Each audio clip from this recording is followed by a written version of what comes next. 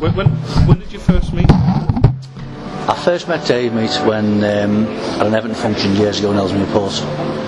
I had a great chat with him and ended up dropping him off.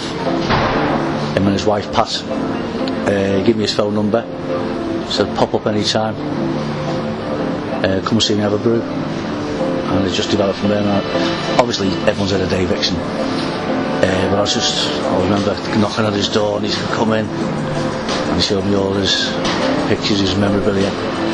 I was made up, mate.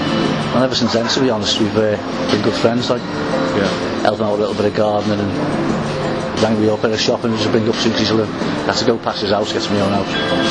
And it's just stemmed from there, not just from an Everton perspective, just from a friendship as well, really. Yeah. He's a great fella. Were you aware, I mean, obviously you're a big Everton supporter, but you were aware exactly who he was and how important? Oh, yeah. My dad idolised him.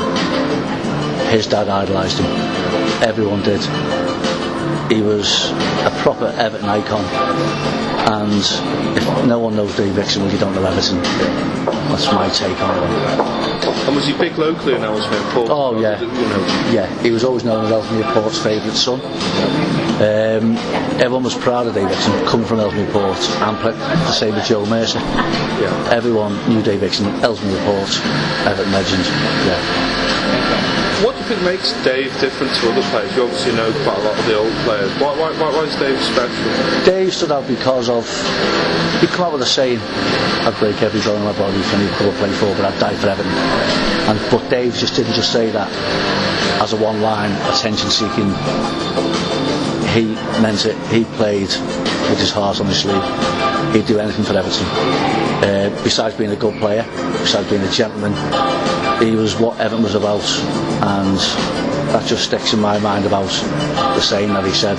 And he 100% meant it. He lived and breathed Everton.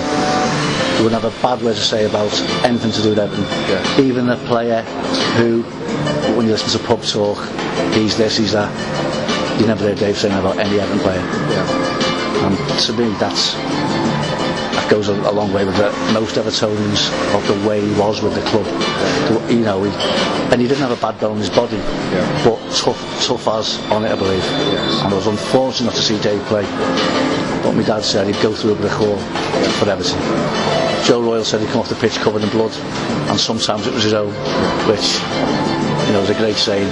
And when people like Joe Royle, who was a great player and a legend of Everton, says that about Dave Hickson, well, it's got to be true. Yes. Do you think we'll ever see anybody like Dave again? Dave Hickson was a one-off. We've come close to it with the likes of people who play with players like Duncan Ferguson. I know Dave loved Duncan Ferguson. Yeah. Dave thought that he played like Duncan Ferguson at times. Used to love scoring goals, brave as a lion, and he did see a similarity with him and Duncan Ferguson. So it's doubtful, Jake, but I hope so. Yeah. He was obviously a lovely man. There was also a stubborn streak there. Oh yeah. He had a stubborn streak, but underneath he didn't really. He was never nasty. No. He could dig his ears in, he could. And I'm thinking about when he was ill last year.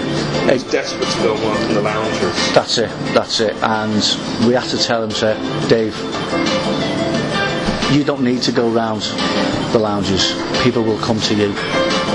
But no, he wanted to go round. There was an incident where he did hold the proceedings up when David Moyes, his timing was out, because Dave had struggled to get up the stairs to go on the pitch with the batch ball sponsors. Yeah. So I think that was the right, Dave, just all you got to do is just be the guest in the lounge. And to be fair, he knew it, and he looked around. He said people were stealing his job at the club, but they weren't.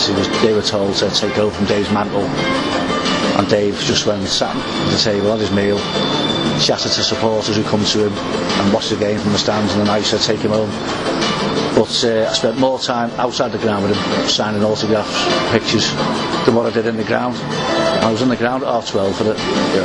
you know, but he wouldn't leave without a photograph. If people want a photograph, autographs, he wouldn't leave, James. No, he wants a photograph. Do you think he was the most loved Everton player? Yeah, I think I do. I really do. I don't think there's, besides Dixie Dean, that's way before obviously my era, but when you get kids, Mr. Hickson, can I have your photograph please? That tells you something, doesn't it? When kids of 11-year-old are waiting outside with an autograph book for Dave, and they've actually walked past a current player to get Dave Hickson's autograph, it speaks volumes. Because that young Evertonian, that's come from his family for generations. So Dave Hickson's name has been passed down in generations, hasn't it? And this little kid, I'll never forget it, 11 years of age, Mr. Hickson, couldn't believe it. He got his autograph, he got his phone, and he said to me, can I borrow your phone? He borrowed my phone to ring his granddad.